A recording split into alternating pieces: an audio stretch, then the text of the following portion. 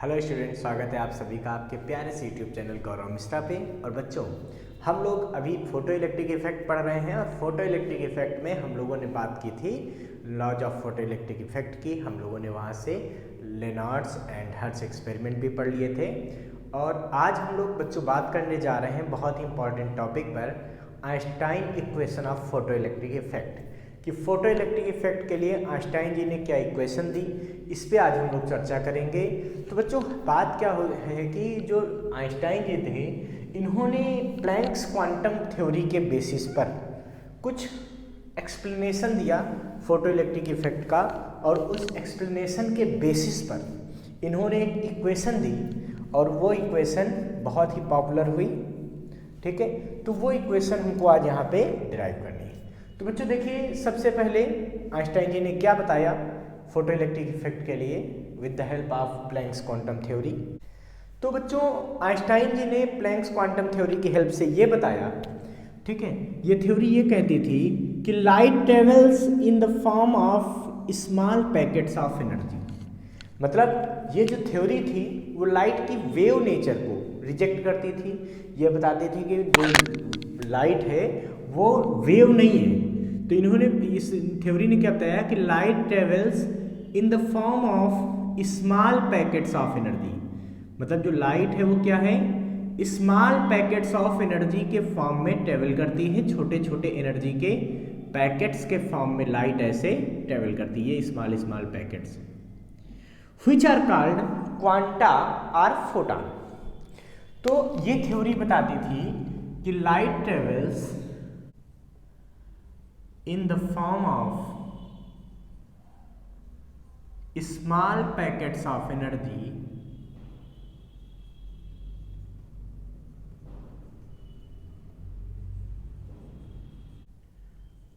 which are called quanta। तो क्या बताया कि लाइट एनर्जी के छोटे छोटे पैकेट्स के फॉर्म में ट्रेवल करती है, जिसको क्वांटा या फोटॉन कहते हैं। ठीक है, और हर फोटॉन की जो एनर्जी है वो h न्यू के बराबर होती है। और हर फोटॉन की जो एनर्जी है बच्चों वो कितनी होती है, h न्यू होती है। मतलब energy of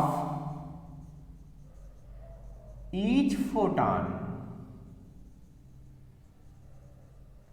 is equal to h nu. हर फोटॉन की एनर्जी कितनी होती है बच्चों, h न्यू होती है। जहां पर h क्या है, h है प्लैंक्स कांस्टेंट। h का वैल्यू क्या होता है, सोचो। तो h का जो वैल्यू होता है बच्चों वो होता है 6.6 into 10⁻⁻34 joule into second. And new is the frequency of, new क्या है, वो फ्रीक्वेंसी है ऑफ इंसिडेंट लाइट। जो लाइट गिर रही है इसकी फ्रीक्वेंसी क्या है बच्चों, न्यू है। तो आइंस्टाइन जी ने ये उनकी थ्योरी को सपोर्ट किया कि light small packets of energy के फॉर्म में गिरती है। मतलब ये सब छोटे छोटे पैकेट्स हैं, लाइट में छोटे छोटे पैकेट्स हैं किसके, एनर्जी के। और हर पैकेट की एनर्जी कितनी है, h न्यू। मतलब इसकी भी एनर्जी h न्यू, इसकी भी h न्यू, इसकी भी h न्यू, ये सब गिर रहे हैं।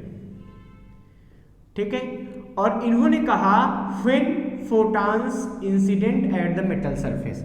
मान लीजिए फोटॉन किसी मेटल सरफेस पे गिरा, then energy of one photon is received by only one electron.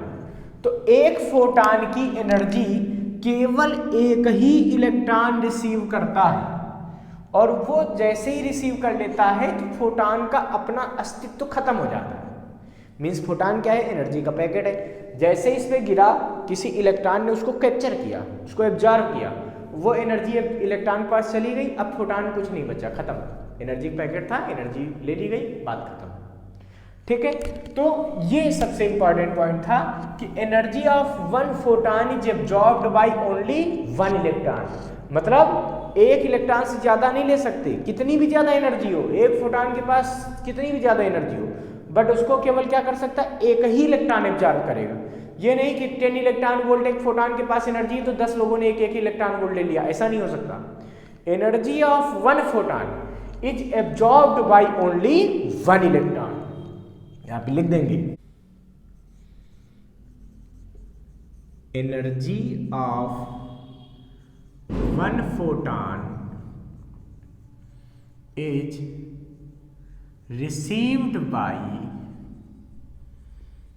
only one electron present in metal, ठीक है।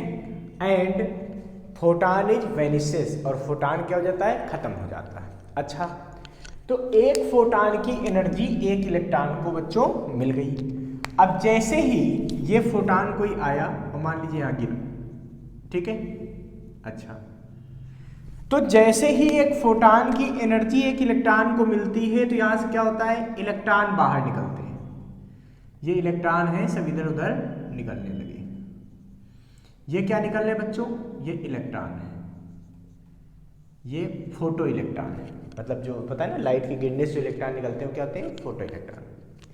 तो इसी एनर्जी की वजह से इलेक्ट्रॉन बाहर निकलते हैं, लेकिन इस एनर्जी को एब्जॉर्ब करके कोई इलेक्ट्रॉन निकल ही जाएगा, ये जरूरी नहीं है, ठीक है। तो due to this energy electron emits from the metal surface with different energy. मतलब निकलने वाले सारे इलेक्ट्रॉनों की एनर्जी सेम होगी ये भी जरूरी नहीं है। होता क्या है कि जैसे कोई इलेक्ट्रॉन मान लीजिए यहां पे बैठा था, उसको एनर्जी मिलेगी तो उसमें यहाँ पे सब क्या होंगे, कोलिजन्स होंगे, अलग अलग एटम्स के इफेक्ट में जाएगा, तो उसकी एनर्जी यहाँ तक निकलने में कुछ खर्च हो जाएगी। जो बचेगी एनर्जी वो काइनेटिक एनर्जी में बन जाएगी और वो बाहर निकल जाएगा। अब कोई इलेक्ट्रॉन मान लीजिए कि सबसे ऊपर बैठा था यहाँ बिल्कुल आउटर मोस्ट सरफेस पे, उसको एनर्जी मिली तो उसको तो केवल बाहर ही निकलने में अपनी थोड़ी सी एनर्जी खर्च करनी पड़ी, और बाकी की पूरी क्या बन गई, काइनेटिक एनर्जी बन गई। इसका मतलब इस थ्योरी ने कहा कि जब फोटॉन किसी मेटल सरफेस पर गिरते हैं तो एक फोटॉन की एनर्जी एक ही इलेक्ट्रॉन रिसीव करता है, और जैसे कोई इलेक्ट्रॉन एनर्जी को रिसीव करता है फोटॉन अपना अस्तित्व खत्म कर देता है, अपनी एग्जिस्टेंस को खत्म कर देता है, और उस एनर्जी से इलेक्ट्रॉन बाहर इमिट होते हैं विद डिफरेंट एनर्जी। जो इलेक्ट्रॉन आउटर मोस्ट सरफेस से निकलते हैं उनकी काइनेटिक एनर्जी मैक्सिमम होती है, और जो इलेक्ट्रॉन थोड़ा नीचे से निकलते हैं उनकी काइनेटिक एनर्जी उतनी ही कम होती है। अब ये भी पॉसिबल है कि कोई एनर्जी किसी इलेक्ट्रॉन को यहाँ वाले को मिल जाए और वो यहीं पे कोलिजन में सारी एनर्जी लॉस कर दे, बाहर निकल ही ना पाए। तो मतलब ऐसा भी कोई बाउंडेशन नहीं है कि फोटॉन गिरेगा तो इलेक्ट्रॉन बाहर ही निकलना है? तो वो हो सकता है कि उसको एनर्जी मिले बट वो बाहर निकलने से पहले पूरी एनर्जी कोलिजन के थ्रू अपनी खत्म कर दे, ठीक है। तो लेकिन जो बाहर निकलेंगे उनमें से जिस इलेक्ट्रॉन की काइनेटिक एनर्जी मैक्सिमम होगी, किसकी मैक्सिमम होगी, जो आउटर मोस्ट से निकलेगा, जो सबसे बाहर से निकलेगा। ऐसे ही सोचिए अगर आपकी क्लास में 50 बच्चे बैठे हुए 50 स्टूडेंट्स हैं और कहा जाए कि भाई सब लोगों को बाहर निकलना है, एक एक बच्चे को एनर्जी दी जाए, तो जो सबसे पहले गेट के पास बैठा होगा वो उस एनर्जी पाकर सबसे तेजी से निकल सकता है, और जो सबसे उधर वाली सीट में बैठा होगा उसके साथ क्या होगा, वो एनर्जी पाएगा, वो दौड़ना शुरू करेगा, किसी सीट से टकराएगा, किसी बच्चे से टकराएगा, और हो सकता है वो बाहर निकल ही ना पाए। तो मतलब सेम एनर्जी अगर दी गई तो जो बच्चा दरवाजे के पास बैठा होगा वो सबसे तेजी से भागेगा। वही काम यहाँ होता है कि जैसे एनर्जी मिलेगी, सबको मिलेगी तो बराबर है चिन्यू, लेकिन जो इलेक्ट्रॉन सबसे ऊपर है, सबसे आउटर मोस्ट पे है, उसको बाहर निकलने के लिए केवल अपना अट्रैक्शन फोर्स ब्रेक करना है जो किसी एटम के साथ है और बाहर निकल जाना है। तो जो इलेक्ट्रॉन सबसे ऊपर बैठा है उसको सबसे कम एनर्जी खर्च करनी पड़ेगी बाहर निकलने के लिए, और जब एनर्जी कम खर्च होगी तो बची हुई एनर्जी क्या बन जाएगी, उसकी काइनेटिक एनर्जी बन जाएगी। इसका मतलब एनर्जी जितनी कम खर्च करेगा काइनेटिक एनर्जी इलेक्ट्रॉन के पास उतनी ज़्यादा बचेगी, है ना। तो इसका मतलब ये हुआ बच्चों कि जिस इलेक्ट्रॉन को आउटर मोस्ट सरफेस से निकलना होता है उसकी काइनेटिक एनर्जी मैक्सिमम होती है, और जो इलेक्ट्रॉन नीचे से निकलते हैं उनकी काइनेटिक एनर्जी थोड़ी सी क्या हो जाती है, कम हो जाती है। कुछ ऐसे भी इलेक्ट्रॉन होते हैं जो इतनी ज़्यादा अंदर एनर्जी को एब्जॉर्ब कर लेते हैं कि जो बाहर निकल ही नहीं पाते। तो ये भी कोई बाउंडेशन नहीं है कि जितने फोटॉन गिरे उतने ही इलेक्ट्रॉन निकल जाएंगे। बस समझ में आ रही? इसका मतलब नेक्स्ट पार्ट इनका क्या हो गया बच्चों, यहाँ पे नेक्स्ट लाइन इनकी हो गई कि electrons with different energy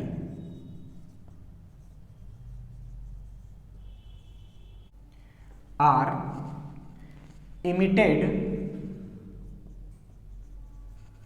from metal surface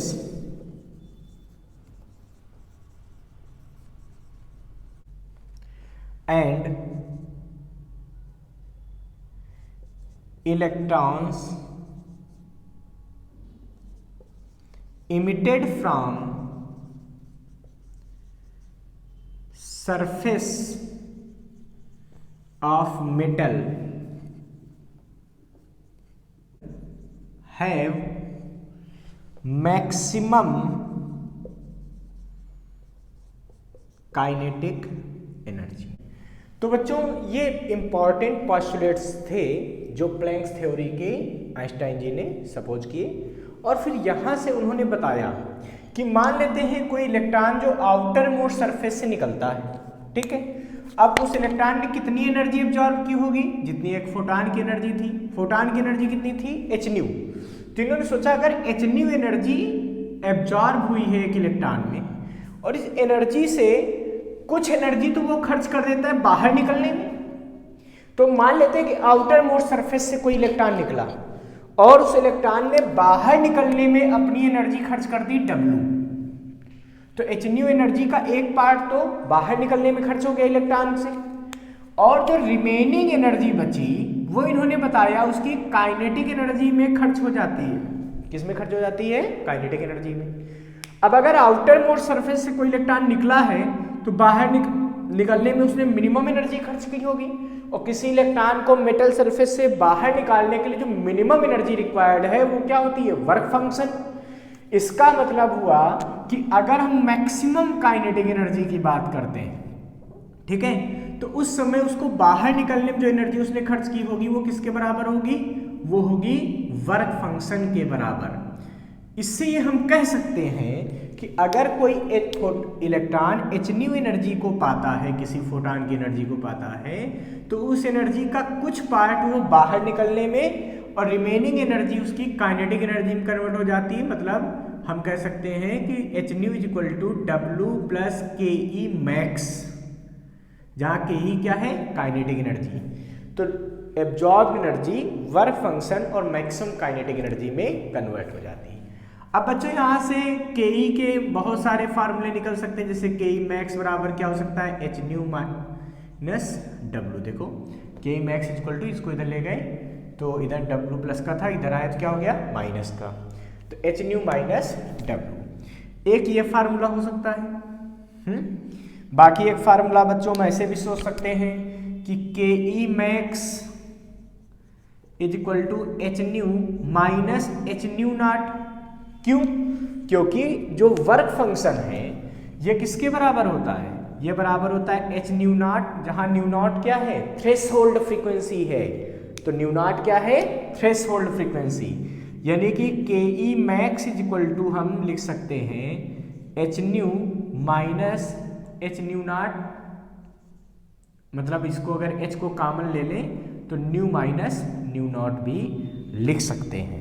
तो एक ये भी फार्मूला बच्चों यहाँ पे आ जाता है, ठीक है।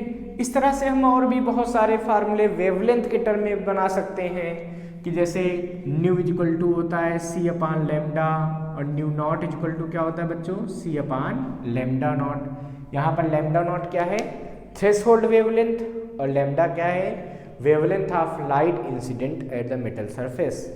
अगर ये वैल्यू पुट कर दें तो के ई मैक्स का ये भी फार्मूला हो सकता है, क्या हो सकता है, H C upon lambda minus C upon lambda naught, और K E max is equal to S C 1 upon lambda minus 1 upon lambda naught. तो ऐसे बच्चों बहुत सारे फार्मूले यहाँ पे हम लोग डिराइव कर सकते हैं, ठीक है। सबसे बड़ी बात ये आती है कि कभी कभी स्टॉपिंग पोटेंशियल के रिस्पेक्ट में भी ये इक्वेशन पूछ ली जाती है। तो बच्चों अगर स्टॉपिंग पोटेंशियल के रेस्पेक्ट में पूछनी हो तो आपको पता होना चाहिए कि जो के ई मैक्स है वो किसके बराबर होता है, ई वी नॉट।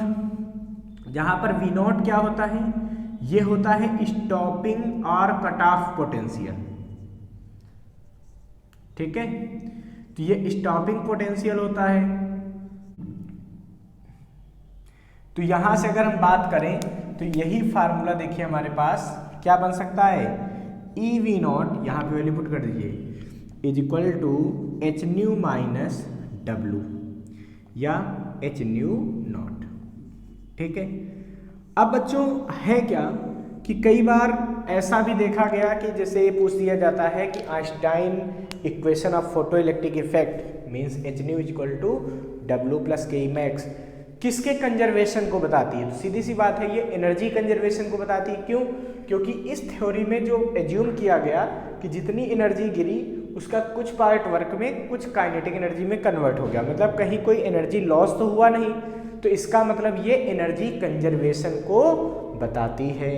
तो ये ध्यान रखिएगा। इसका मतलब अगर मोटी मोटी बातें हमसे की जाए कि आइंस्टाइन फोटो इलेक्ट्रिक इक्वेशन क्या है, इसको कैसे एक्सप्लेन किया आइंस्टाइन जी ने, तो हम बेसिक बातों से क्या बता सकते हैं, हम बताएंगे कि light travels in the form of small packets of energy which are called quanta और photon. Energy of each quanta is H nu and intensity of light shows the number of quanta incident at the metal surface. Means अगर intensity ज़्यादा है तो ज़्यादा photon आ रहे हैं, intensity कम है तो कम फोटॉन आ रहे हैं, ठीक है। And energy of one photon is received by only one electron. एक फोटॉन की एनर्जी को केवल एक ही इलेक्ट्रॉन एब्जॉर्ब करता है। Due to this energy electron eject from the metal surface. When electron eject from the metal surface then the kinetic energy of different electron is different and the electron which are ejecting from the outermost surface acquires the maximum kinetic energy and there are many electrons which can absorb the energy, जो energy को absorb कर लेते हैं, but can not eject from the metal surface. ऐसे बहुत सारे electron भी होते हैं जो एनर्जी को तो एब्जॉर्ब कर लेते हैं लेकिन बाहर नहीं निकल पाते। क्यों? क्योंकि वो अपनी एनर्जी अंदर ही कोलिजन में वेस्ट कर देते हैं। तो सबसे बड़ी बात यह है कि अगर किसी मेटल पे न्यू फ्रीक्वेंसी की लाइट आती है तो एक फोटॉन उसको एच न्यू एनर्जी देता है किसी एक इलेक्ट्रॉन को। अगर ये मान लिया जाए कि उसने बाहर निकलने में मिनिमम डब्ल्यू वर्क किया है तो हमको तो पता है कि जो एब्जॉर्ब एनर्जी है वो दो पार्ट में खत्म हो रही है, एक उसको बाहर निकालने में और दूसरा उसकी काइनेटिक एनर्जी में। तो बाहर निकालने में एनर्जी और प्लस काइनेटिक एनर्जी के बराबर हो जाएगी एब्जॉर्ब्ड एनर्जी। तो एच न्यू इक्वल टू हो गई W plus K E max.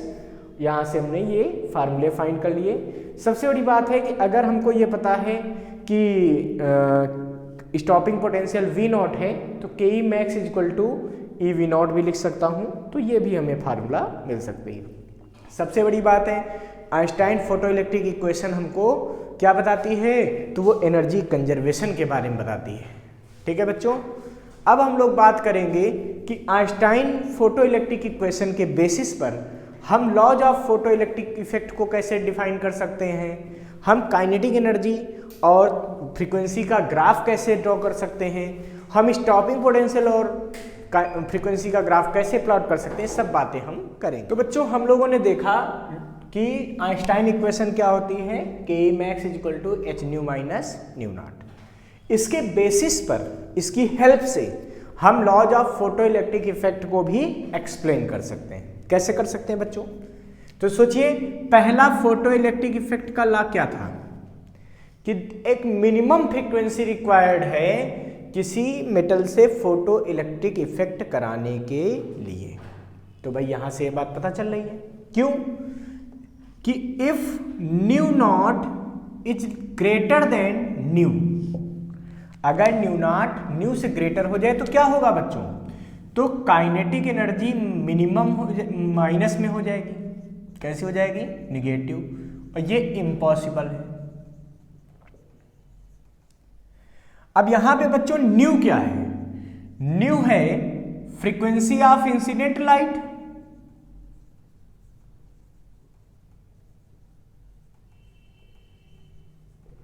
और न्यू नॉट क्या है? न्यू नॉट है थ्रेशोल्ड फ्रीक्वेंसी।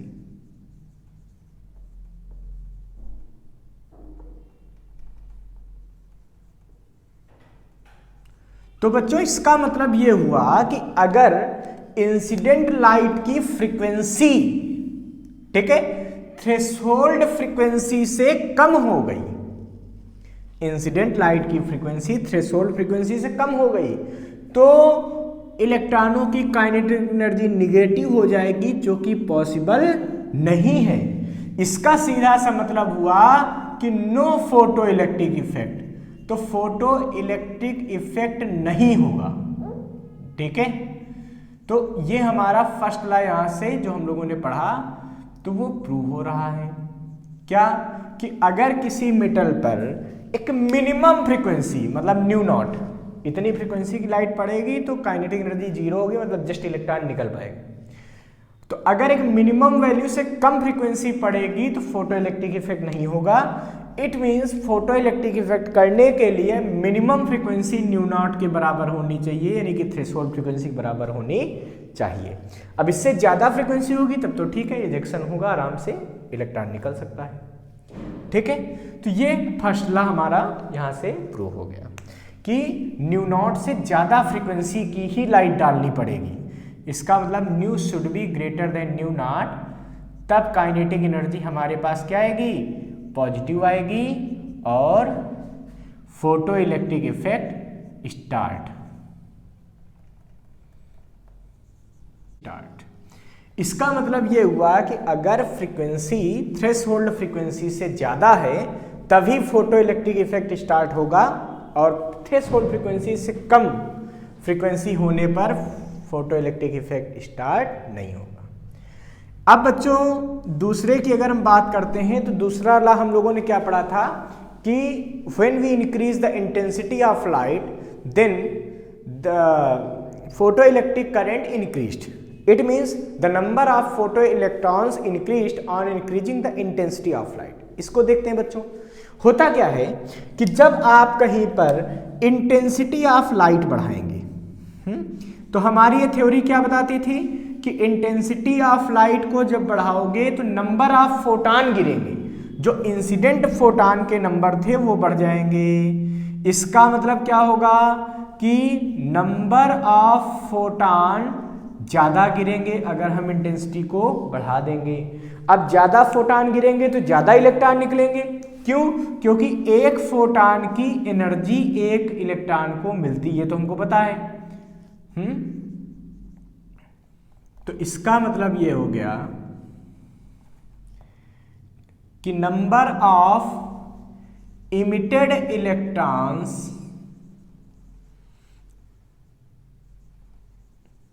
इंक्रीज्ड। इसका मतलब ये हो गया कि जब हम इंटेंसिटी को बढ़ाएंगे तो इंटेंसिटी को बढ़ाने से क्या होगा, नंबर ऑफ फोटान बढ़ेंगे, ज्यादा फोटान गिरेंगे, ज्यादा इलेक्ट्रॉनों की एनर्जी मिलेगी तो ज्यादा इलेक्ट्रॉन निकलेंगे। इसका मतलब नंबर ऑफ इलेक्ट्रॉन निकलेंगे।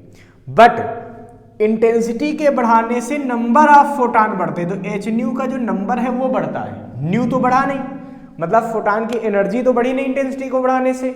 जब फोटान की इंटेंसिटी नहीं बढ़े, एनर्जी नहीं बढ़ेगी तो इलेक्ट्रॉन की भी एनर्जी नहीं बढ़ेगी। क्यों? क्योंकि इलेक्ट्रॉन की मैक्सिमम काइनेटिक एनर्जी किस पे डिपेंड करती है, फ्रीक्वेंसी पे। तो इंटेंसिटी के बढ़ाने से फ्रीक्वेंसी तो बढ़ नहीं रही, तो इसका मतलब हुआ कि काइनेटिक एनर्जी भी चेंज नहीं होगी। तो ये बात ध्यान रखिएगा बच्चों, ठीक है, कि जब हम इंटेंसिटी को बढ़ाते हैं तो नंबर ऑफ इलेक्ट्रॉन इंक्रीज हो जाते हैं, जो इमिटेड इलेक्ट्रॉन है वो इंक्रीज हो जाते हैं, but energy of electron is not increased. इसके बाद तीसरी बात आती है बच्चों कि अगर हम फ्रीक्वेंसी पे डिपेंडेंसी देखें तो हमारा थर्ड लॉ क्या बताता था, when we increase the frequency of light then the maximum kinetic energy of electron is also increases. अब यहां से देखिए, अगर आपने फ्रीक्वेंसी यानी कि न्यू को बढ़ा दिया तो देखिए रिलेशन आपके पास क्या है, के ई मैक्स, भाई रिलेशन है K E max is equal to H nu minus H nu naught. तो जब आप इस न्यू को बढ़ाएंगे, फ्रीक्वेंसी को बढ़ाएंगे, तो सीधी सी बात है ये वैल्यू बढ़ेगी। ये वैल्यू तो बच्चों फिक्स है किसी मेटल के लिए, वर्क फंक्शन तो फिक्स होता है। इसका मतलब ये हुआ कि जो काइनेटिक एनर्जी है इलेक्ट्रॉन की, मैक्सिमम काइनेटिक एनर्जी ये इंक्रीज हो जाएगी, ठीक है। और फ्रीक्वेंसी के बढ़ाने से नंबर ऑफ फोटॉन नहीं बढ़ रहे, इसका मतलब इमिटेड इलेक्ट्रॉन के नंबर पे कोई फर्क नहीं पड़ेगा। तो यहां से पता चला कि जब फ्रीक्वेंसी को बढ़ाएंगे तो काइनेटिक एनर्जी इलेक्ट्रॉनों की बढ़ेगी, लेकिन नंबर ऑफ इमिटेड इलेक्ट्रॉन पे कोई फर्क नहीं पड़ेगा। अब बच्चों फोर्थ लॉ की हम बात करते हैं। तो हमारा फोर्थ लॉ क्या बताता है? तो फोर्थ लॉ हमारा ये बताता है बच्चों कि when a photon is incident at the metal surface then the electrons emission is started suddenly. तुरंत इलेक्ट्रॉनों का इमिशन, जैसे ही कोई फोटॉन गिरेगा इमीडिएटली इलेक्ट्रॉनों का इमिशन शुरू हो जाएगा, ठीक है। और सही बात है, क्यों? जैसे कोई फोटॉन गिरा, एक पहला फोटॉन गिरा सोचो, तो वही एक इलेक्ट्रॉन को मिल गया, वो भी इलेक्ट्रॉन को निकाल सकता है। इसका मतलब फोटॉन के गिरने में, लाइट के गिरने में और इलेक्ट्रॉनों के इमिशन में कोई भी टाइम लैग नहीं होता। तो बच्चों ये हो गए laws of photo electric effect on the basis of Einstein photo electric equation. अब हम इसके बाद बात करेंगे कि काइनेटिक एनर्जी किस तरीके से डिपेंड करती है, ठीक है, फ्रीक्वेंसी पर, उसका ग्राफ कैसा बनता है, स्टॉपिंग पोटेंशियल का फ्रीक्वेंसी के साथ ग्राफ कैसा बनता है, ये सब बातें हम लोग करेंगे। इसको हटा दिया जाए, इसको नोट कर लीजिए फटाफट। तो चलिए बच्चों अब हम बात करते हैं graph between maximum kinetic energy and frequency के बारे में। तो बच्चों सबसे पहले तो हम लोग पढ़ चुके हैं Einstein photo electric equation. Einstein photo की इलेक्ट्रिक इक्वेशन क्या बताती है बच्चों? K E max is equal to H nu minus W, ठीक है। जहाँ पर डब्लू क्या है? वर्क फंक्शन है। ये क्या है? वर्क फंक्शन है। और ये कांस्टेंट होता है फॉर गिवन मेटल। जो एक मेटल दी जाएगी उसके लिए क्या होगा? ये कांस्टेंट होगा, डब्लू की वैल्यू, है ना। ये अलग अलग मेटल के लिए अलग अलग होता है, लेकिन एक ही मेटल की बात करोगे तो पहले लाइट डाल रहे हो, थोड़ी देर बाद तक डालते रहो, तो उसमें डब्लू में तो कोई चेंज आना नहीं। वर्क फंक्शन तो क्या होता है? Minimum amount of energy required to cause photo electric effect. तो ये हर मेटल के लिए क्या होता है? फिक्स होता है, ठीक है। अब बात हो रही है बच्चों इसके बाद के ई मैक्स। के ई मैक्स क्या है? मैक्सिमम काइनेटिक एनर्जी है फोटो इलेक्ट्रॉन की। तो हमको बच्चों काइनेटिक एनर्जी और फ्रीक्वेंसी ऑफ लाइट के बीच ग्राफ खींचना है। तो ये ग्राफ बच्चों हमको कैसा दिख रहा है? एक तो फंक्शन हो गया काइनेटिक एनर्जी और एक फंक्शन क्या हो गया? फ्रीक्वेंसी। तो अगर इसकी कंपेयरिंग आप करेंगे तो आपको क्या दिखेगा? y is equal to M x minus c type का ये ग्राफ है। y क्या है? y का काम यहां पे करेगा काइनेटिक एनर्जी, m का काम कौन करेगा बच्चों? h, और x का काम कौन करेगा? तो x का काम यहाँ पे करेगी फ्रीक्वेंसी। और w क्या है? w एक वर्क फंक्शन है जो कि यहाँ पे c का काम करेगा। अब सोचो बच्चों, y बराबर mx माइनस सी का ग्राफ कैसा बनता था? ये ग्राफ कुछ ऐसा बनता था। ये y एक्सिस और ये x एक्सिस, और ग्राफ कैसा बनता था? कुछ इस तरह का, स्ट्रेट लाइन में ऐसा ग्राफ बनता था, है ना। ये वैल्यू क्या होती थी? c होती थी, ठीक है। यहाँ पे y 0 होता था और इस पॉइंट पे x की वैल्यू 0 होती थी। ये ग्राफ होता था y is equal to M x minus C का। अब बच्चों अगर इसी तरीके से हम के ई मैक्स बराबर एच न्यू माइनस डब्लू का ग्राफ खींचते हैं तो ये ग्राफ कैसा बनेगा? इधर y की वैल्यू होती थी तो y की जगह यहां पे क्या है बच्चों? के ई मैक्स, ठीक है। x की जगह क्या है? देखिए m x constant into x, तो यहाँ पे h इंटू न्यू, तो यहाँ पे x की जगह क्या है बच्चों? न्यू, मतलब फ्रीक्वेंसी ऑफ इंसिडेंट लाइट, ठीक है। तो और w क्या है? वर्क फंक्शन, ये काम करेगा c का। तो अगर इस ग्राफ को हम बच्चों प्लॉट करते हैं तो ये ग्राफ कुछ ऐसे मिलेगा, ठीक है। इस तरह से ग्राफ मिलेगा। आपके मन में आएगा ये निगेटिव एक्सिस में क्यों नहीं आया? क्योंकि बच्चों जो काइनेटिक एनर्जी होती है वो कभी निगेटिव नहीं हो सकती, इसीलिए इस ग्राफ को स्टेट में ऐसे नहीं बढ़ा सकते आप। हाँ, आप इसको डॉट डॉट डॉट से बना देते हैं कि मतलब अगर ऐसा पॉसिबल होता क्या कि काइनेटिक एनर्जी निगेटिव आती तो ये यहाँ पे आके मिल जाता। ठीक है, अब बच्चों यहाँ पे जब देखेंगे तो इस पॉइंट पे क्या होना चाहिए था, देखिए इस ग्राफ में यहाँ पे क्या होता था, y 0 होता था और y की हम किससे कंपेयरिंग कर रहे हैं, k मैक्स से। तो इस पॉइंट पे काइनेटिक एनर्जी क्या होनी चाहिए, 0 होनी चाहिए। इस पॉइंट पे काइनेटिक एनर्जी क्या होगी, 0 होगी। तो इस पॉइंट को a कह दो, जहां ये मिलना चाहिए था इस पॉइंट को हम b कह देते हैं। तो बच्चों अगर हम बात करते हैं, ठीक है, कि a पॉइंट पे चर्चा करते हैं, किस पे बात करते हैं, a पॉइंट पे। तो एट पॉइंट a, ठीक है, तो a पॉइंट पे ke मैक्स इक्वल टू कितना हो जाता है, ये हो जाता है 0। जब ke मैक्स 0 हो जाएगा इसका मतलब देखो ध्यान से, तो एच न्यू माइनस डब्लू, देखो के मैक्स की वैल्यू पुट करो, एच न्यू माइनस डब्लू, ये कितना आ जाएगा 0। इसका मतलब h nu is equal to W, और हमको पता है डब्लू बराबर होता है एच न्यू नॉट। जहां पर जो न्यू नॉट है इसको हम लोग बोलते हैं थ्रेशोल्ड फ्रीक्वेंसी। ठीक है, अब बच्चों अगर आप ध्यान से देखिए तो एच न्यू किसके बराबर हो जाएगा, डब्ल्यू की वैल्यू पुट करेंगे एच न्यू नॉट के, एस से एच कैंसिल हो गया, तो न्यू इज इक्वल टू कितना आ गया, न्यू नॉट। इसका मतलब इस सिचुएशन की जो फ्रीक्वेंसी की वैल्यू होती है वो किसके बराबर होती है, न्यू नॉट के बराबर होती है। किसके बराबर होती है, न्यू नॉट के। इसका बच्चों अगर कोई स्लोप पूछ दे तो स्लोप क्या होगा, तो यहां पे स्लोप क्या था बच्चों, m था, यहां पे स्लोप क्या था, m।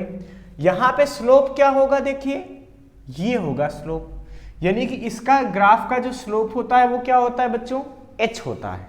स्लोप का मतलब tan थीटा, स्लोप का मतलब क्या होता है, tan थीटा। ठीक है, तो tan थीटा की वैल्यू क्या आएगी, h के बराबर होगी। बच्चों अगर आप b पॉइंट पे आप बात करें, ठीक है, तो b पॉइंट पे अगर आप देखें तो क्या होना चाहिए, तो बच्चों देखिए इस पॉइंट पे x की वैल्यू 0 होती थी, x ये एक्सिस है और ये x 0 होता है, तो इसके हिसाब से देखो तो यहाँ पे क्या 0 होना चाहिए, यहाँ पे फ्रीक्वेंसी 0 होना चाहिए। तो इसका मतलब ये हो गया कि at point B frequency of incident light, मतलब ये तब की सिचुएशन है जब इंसिडेंट लाइट की अगर फ्रीक्वेंसी 0 हो जाए तो, मतलब वैसे तो रियल में बन नहीं सकता बट इसको हमने इसलिए एक्सटेंड किया है कि अगर ऐसा हो पाता तो उस कंडीशन की बात है। तो जब न्यू 0 हो जाएगा तो इसका मतलब क्या होगा बच्चों, इस इक्वेशन से देखो तो K max is equal to H nu, तो एच न्यू तो ये तो 0 हो गया, तो 0 माइनस डब्ल्यू। यहां से देखोगे तो बच्चों के मैक्स की जो निगेटिव वैल्यू होगी माइनस के मैक्स होगा, वो किसके बराबर होगा, वो डब्ल्यू के बराबर होगा। माइनस साइन से मल्टीप्लाई कर दिया। देखिए यहाँ पे काइनेटिक एनर्जी वैसे भी निगेटिव आएगी, -1 -2 -3, मान लिया -3 आ गई, तो यहाँ पे रखेंगे तो माइनस माइनस क्या हो जाएगा, प्लस हो जाएगा, यानी कि वहाँ से वर्क फंक्शन हमको मिल जाएगा। तो वर्क फंक्शन जब भी निकालना होगा तो वाई एक्सिस में, मतलब काइनेटिक एनर्जी की एक्सिस में जहाँ पे फ्रीक्वेंसी का कर्व कट कर रहा होगा उस पॉइंट की जो काइनेटिक एनर्जी आएगी उसकी निगेटिव वैल्यू, ठीक है, वो किसके बराबर होगा, वर्क फंक्शन के बराबर होगा। ठीक है, और ध्यान रखिएगा कि ये ग्राफ पूरा कंप्लीट क्यों नहीं बना सकते, क्योंकि ये तभी कंप्लीट बना सकते थे जब काइनेटिक एनर्जी निगेटिव होती। बट आपको पता है ना कि काइनेटिक एनर्जी क्या होती है, काइनेटिक एनर्जी तो ये होती है हाफ mv² किसी चीज़ की। अब ये इलेक्ट्रॉन की है यहाँ पे, तो m निगेटिव होता नहीं, ठीक है, और वेलोसिटी का स्क्वायर है, तो किसी निगेटिव वैल्यू का भी स्क्वायर अगर करोगे तो क्या आएगा, पॉजिटिव आएगा। इसका मतलब ओवरऑल ये वैल्यू हमेशा क्या रहेगी, पॉजिटिव रहेगी। इसीलिए ध्यान रखिएगा काइनेटिक एनर्जी कभी निगेटिव नहीं हो सकती, इसीलिए इस ग्राफ को यहाँ पे डॉट डॉट डॉट से शो किया गया। तो कुल मिला के काइनेटिक एनर्जी जो मैक्सिमम है फोटो इलेक्ट्रॉन की और फ्रीक्वेंसी, इसका अगर वेरिएशन देखते हैं तो कुछ इस तरह से मिलता है। इसको फटाफट नोट कर लीजिए। तो चलिए बच्चों अब हम लोग देखते हैं graph between stopping potential and frequency of incident light. ठीक है, कि अगर इंसिडेंट लाइट की हम फ्रीक्वेंसी को लगातार चेंज करें तो स्टॉपिंग पोटेंशियल में क्या चेंज आता है, इसकी हम लोग चर्चा करेंगे। बच्चों सबसे बड़ी बात है कि आपको पता है आइंस्टाइन इक्वेशन क्या होती है, ये होती है K max is equal to H nu minus W, जहाँ पर न्यू होती है फ्रीक्वेंसी ऑफ इंसिडेंट लाइट और डब्लू होता है work function. Kinetic energy maximum ये किसकी है, इजेक्टेड इलेक्ट्रॉन्स की है। तो बच्चों होता क्या है कि अगर मैं बेसिक बात करता हूँ कि जैसे अगर मान लीजिए कि इंसिडेंट लाइट की फ्रीक्वेंसी बढ़ा दी जाए तो क्या होगा, तो बच्चों काइनेटिक एनर्जी बढ़ेगी।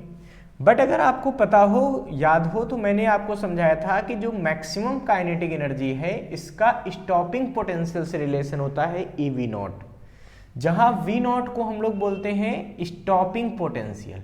स्टॉपिंग पोटेंशियल क्या होता था, क्या होता था बच्चों, ये होता था मतलब किसी सर्किट में फोटो इलेक्ट्रिक करंट को रोकने के लिए जो मिनिमम स्टॉपिंग पोटेंशियल दिया जाता है, जो मिनिमम निगेटिव पोटेंशियल दिया जाता है किसको, एनोड को, उसको हम लोग बोलते हैं स्टॉपिंग पोटेंशियल। तो अगर ये वैल्यू हम यहाँ पे पुट कर दें तो हमको क्या मिलेगा, ई वी नॉट बराबर एच न्यू माइनस डब्लू। तो बच्चों V not is equal to क्या आ जाएगा, यह आ जाएगा h upon e nu minus W upon e. अगर आप ध्यान से देखिए तो इस इक्वेशन का कंपेयर आप किससे कर देंगे, तो इस इक्वेशन का हम कंपेयर कर सकते हैं y is equal to M x minus C से। यहां पर y का काम कौन करेगा, v नॉट करेगा, ठीक है। m का काम कौन करेगा, h अपान ई करेगा, ये स्लोप हो जाएगा। और जो x है इसका काम कौन करेगा, न्यू यानी कि फ्रीक्वेंसी ऑफ इंसिडेंट लाइट करेगी। जबकि जो c होता था लेंथ ऑफ इंटरसेप्शन, इसकी वैल्यू किसके बराबर हो जाएगी, ये w अपान ई के बराबर हो जाएगी। अब आपको पता होना चाहिए y is equal to M x minus C का ग्राफ कैसा बनता है। तो इसका ग्राफ बच्चों कुछ इस तरह बनता था, देखिए y ऐसा बनता था, है ना, इधर होता था x और इधर होता था, ये वैल्यू होती थी c, ठीक है, ये y एक्सिस और वो x एक्सिस, ऐसा ग्राफ बनता था। तो वैसे ही जब हम v नॉट और फ्रीक्वेंसी का ग्राफ बनाएंगे तो बच्चों क्या बनेगा, जरा ध्यान से देखते हैं। तो v नॉट और न्यू का ग्राफ, तो बच्चों ये ग्राफ कुछ इस तरह से बनेगा, ठीक है। इधर हम लोग v नॉट लेंगे मतलब स्टॉपिंग पोटेंशियल, इधर फ्रीक्वेंसी लेंगे, तो ये ग्राफ बच्चों कुछ ऐसा मिल जाएगा, ठीक है। अब आपके मन में आएगा कि इसके पीछे हमने ग्राफ क्यों नहीं बनाया, क्योंकि इसके पीछे स्टॉपिंग पोटेंशियल 0 से छोटा नहीं हो सकता कभी, है ना, स्टॉपिंग पोटेंशियल की वैल्यू 0 से छोटी नहीं हो सकती। अब क्या है, इससे अगर छोटा करोगे तो क्या होगा, वो निगेटिव वैल्यू होती जाएगी, है ना, ये होता नहीं पॉसिबल, इसीलिए इसको हमने डॉट डॉट डॉट से दिखाया है। बच्चों आपको पता होना चाहिए कि जब आपने इधर फ्रीक्वेंसी दिखा दी है इस एक्सिस पे, अच्छा, इधर स्टॉपिंग पोटेंशियल दिखा दिया, तो इस पॉइंट पे क्या होगा, देखिए एक्स एक्सिस पे y की वैल्यू 0 होती थी, तो यहां पे ये a पॉइंट मान लो, ये b पॉइंट मान लो। तो एट पॉइंट a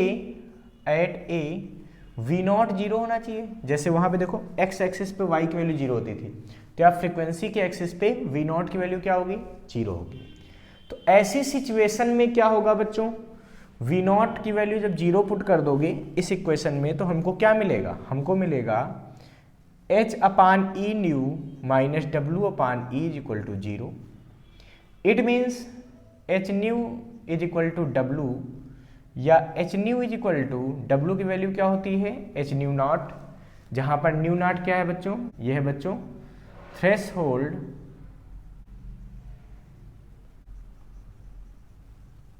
फ्रीक्वेंसी, ठीक है।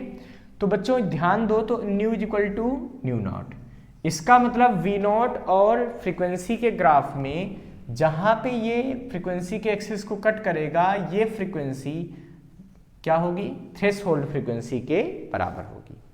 कोई अगर इस ग्राफ का स्लोप पूछ लेता है तो स्लोप देखिए क्या होता है, टेन थीटा, और ये वैल्यू यहाँ किसके बराबर होगी, देखिए स्लोप m होता था, m बराबर यहाँ पे क्या रहा है, h अपान ई। तो इस ग्राफ का जो स्लोप होगा बच्चों वो क्या होगा, वो h/E होगा। अब अगर हमसे कोई कह देता है कि बी पॉइंट पे क्या होगा भाई, तो याद कीजिए कि बी पॉइंट पर हमको पता है कि फ्रीक्वेंसी की वैल्यू 0 हो जानी चाहिए, इंसिडेंट लाइट की फ्रीक्वेंसी 0 हो जानी चाहिए। जब ऐसा हम लोग सोचेंगे बच्चों, इस सिचुएशन में अगर हम यहाँ ध्यान दें, इस इक्वेशन में ध्यान दें, तो हमें क्या मिलेगा, हमें मिलेगा V0 equal to 0 minus W/E, ठीक है, या W is equal to EV0, वो भी कैसा, माइनस में। मतलब इस पोजीशन पे जो वर्क फंक्शन होगा वो V0 की निगेटिव वैल्यू के बराबर होगा। तो ये वैल्यू V0 अगर मान लिया जाए तो इसकी W जो होगी वो क्या होगी, EV0 होगी, वो भी कैसा, माइनस में। तो ये निगेटिव वैल्यू इसलिए मिली क्योंकि नीचे जो V0 की वैल्यू है वो क्या आएगी, निगेटिव। मान लो V0 की वैल्यू -2 मिली, तो -2 यहाँ पे रखोगे तो क्या आ जाएगा, माइनस माइनस प्लस हो जाएगा, तो यानी कि +2 इलेक्ट्रॉन वोल्ट ये वर्क की वैल्यू आ जाएगी, वर्क फंक्शन की वैल्यू आ जाएगी।